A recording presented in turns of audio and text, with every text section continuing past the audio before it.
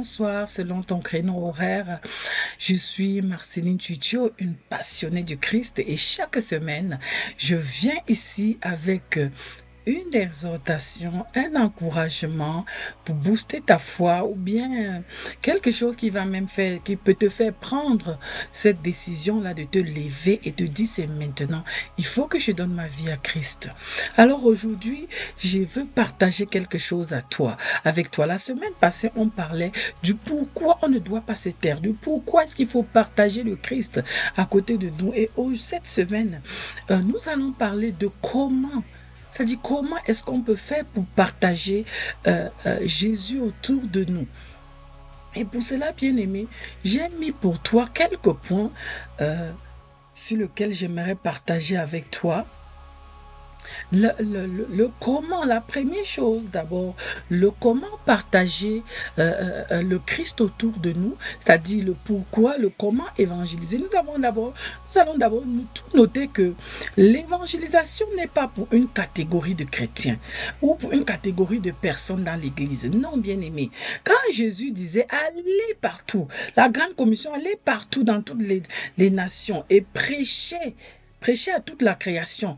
Il ne parlait pas d'un type de personne ou bien d'un poignet de chrétiens ou de certains chrétiens seulement. C'est tout le monde. L'évangélisation concerne tout le monde dans l'Église. Nous tous, nous allons être des disciples, ceux-là qui propagent l'évangile. Chacun maintenant a sa façon. C'est maintenant la façon qui est différente, qui varie d'une personne à l'autre, parce que nous n'avons pas tous les mêmes capacités, nous n'avons pas tous les mêmes appels. Donc ça dépend effectivement, n'est-ce pas, ça dépend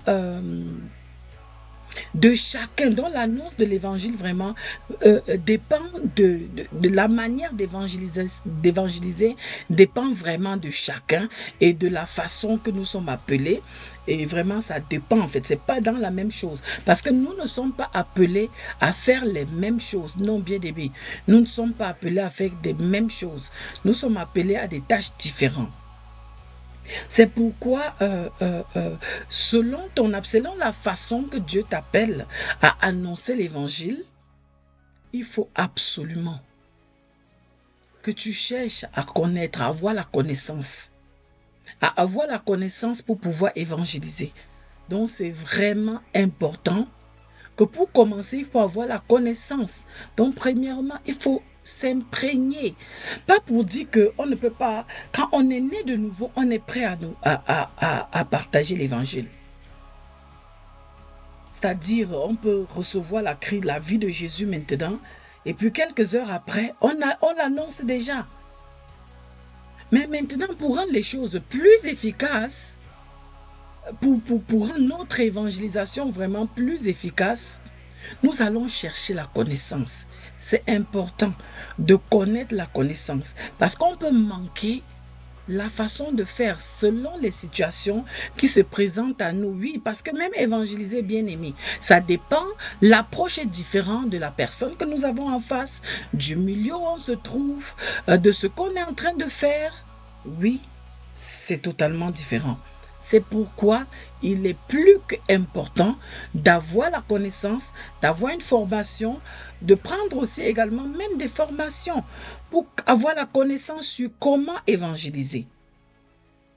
Alors bien aimé, nous allons dire qu'en premier point, le premier point pour comment est-ce qu'il faut évangéliser, premièrement, il faut demander au Saint-Esprit le renouvellement de l'intelligence en fait, de renouveler l'intelligence, de nous donner la connaissance qu'il faut pour pouvoir communiquer l'évangile, pour pouvoir annoncer l'évangile. Parce que le Saint-Esprit, c'est lui qui nous donne la parole. La parole, dans la parole, on dit que quand bien même on sera convoqué devant le tribunal, on ne va pas s'inquiéter parce qu'au temps opportun, le Saint-Esprit va nous donner ce qu'il faut dire.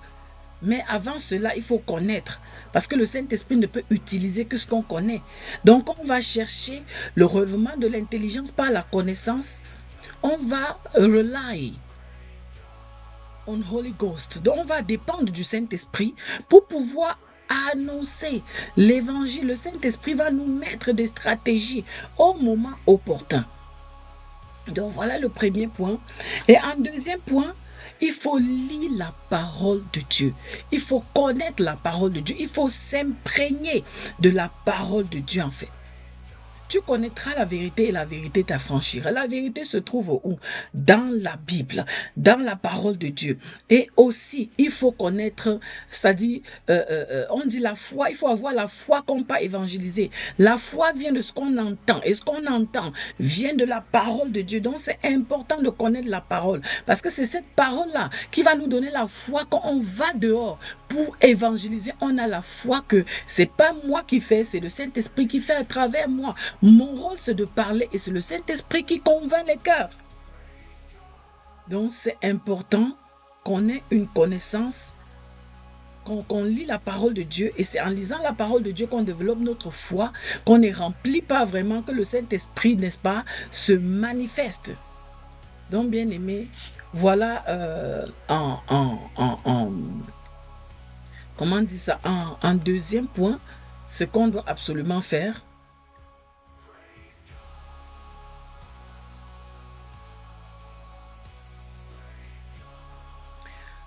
Oui, bien aimé. Aussi, toujours dans le deuxième point, en lisant la parole de Dieu, quand on lit la parole de Dieu, à travers la parole, on apprend les stratégies de comment est-ce que Jésus a fait pendant son ministère. Comment est-ce que Jésus a fait avec Nicodème, avec la femme samaritaine, quelle était l'approche? Avec Zachée, c'était quelle approche? On voit que Jésus, derrière la femme samaritaine, c'était toute la Samarie qui était derrière elle. Jésus a juste trouvé une porte. Et ça, c'était une façon d'entrer, de convertir tous les Samaritains. Et pas la femme samaritaine seulement. C'était toute sa nation, c'était toute la Samarie qui était touchée. Donc, en lisant la parole de Dieu, on découvre les stratégies que Jésus a utilisées, le comment est-ce qu'il communiquait l'évangile. Donc, c'est important d'avoir toutes ces connaissances.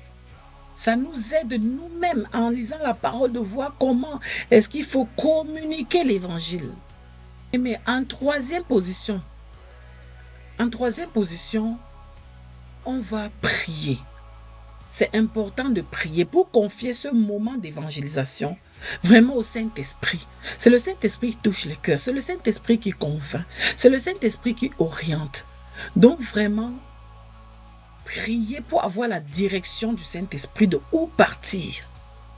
C'est comment, je commence par où, je vais comment. Et le Saint-Esprit va orienter. Donc c'est important de commencer, commencer ton évangélisation en priant, en confiant ce moment d'évangélisation-là au Seigneur, qui va pouvoir donner la direction, au Saint-Esprit qui va pouvoir donner vraiment la direction de où est-ce qu'il faut partir, quel est le positionnement et comment faire. Le Saint-Esprit donnera toute cette direction-là, bien-aimé. Et le pourquoi est-ce qu'il faut confier au Saint-Esprit aussi? C'est parce que la vraie bataille est d'abord spirituelle, avant d'être physique, en son temps pour aller évangéliser. Si le Saint-Esprit, quand tu as prié, le Saint-Esprit t'a mis à cœur une famille d'amis que tu connais, il faut d'abord prier pour eux. C'est important de d'abord prier pour eux, pour que le Saint-Esprit sature, te remplisse, afin qu'une fois rendu peut-être chez eux, quand tu parles, avant même d'arriver, que le Saint-Esprit a préparé leur cœur avant ton arrivée et a mis des paroles dans ta bouche. Parce que c'est important. La vraie bataille est spirituelle, il faut prier et le Saint-Esprit donnera des mots et des directions lors de l'évangélisation, de la communication de l'évangile proprement dite. Et bien aimé, le quatrième point, c'est qu'il faut prier également pour le territoire là où on veut aller évangéliser. Est-ce que c'est en public? Est-ce que c'est dans un lieu public? Est-ce que c'est dans une maison? Ah oui, bien aimé, moi aujourd'hui, l'évangélisation même, j'ai décidé de le faire même dans les familles. Je peux cibler une famille, je prie et le Saint-Esprit met fortement une famille dans mon cœur et je choisis de leur rendre visite. Donc je prie d'abord, en allant d'abord je prie, je ne sais pas si c'est un territoire, si c'est un lieu public, il faut prier d'abord pour aller prier pour ce territoire là où on veut partir. Confier ce territoire-là vraiment au Saint-Esprit de te précéder vraiment et de t'aider à posséder ce territoire-là en fait. Si c'est une famille, On prie d'abord pour cette famille en disant, Seigneur, assois-toi dans cette famille et déblaye tout. Donc, vraiment, mets une atmosphère que quand j'arrive, je parle vraiment, Saint-Esprit, que ce soit toi, qu'on puisse, en fait, c'est le Saint-Esprit qui fait le travail et nous, on vient seulement comme ces vases-là, vraiment, des serviteurs inutiles pour juste, n'est-ce pas, parler ce que le Saint-Esprit nous met à cœur. Bien-aimé, en 5e position, il faut effectivement passer à l'action. Il faut passer à l'action. Si l'évangélisation doit se faire dans une famille qu'on a ciblée, il faut passer à l'action. Parce que si on prie, on ne passe pas à l'action, ça ne va rien faire. C'est prière plus action qui est égal à miracle. Donc si effectivement voit les âmes, il faut prier et sortir, aller poser l'action. Est-ce que c'est dans un gare de train, c'est dans un endroit d'arrêt bus, I don't know, whatever.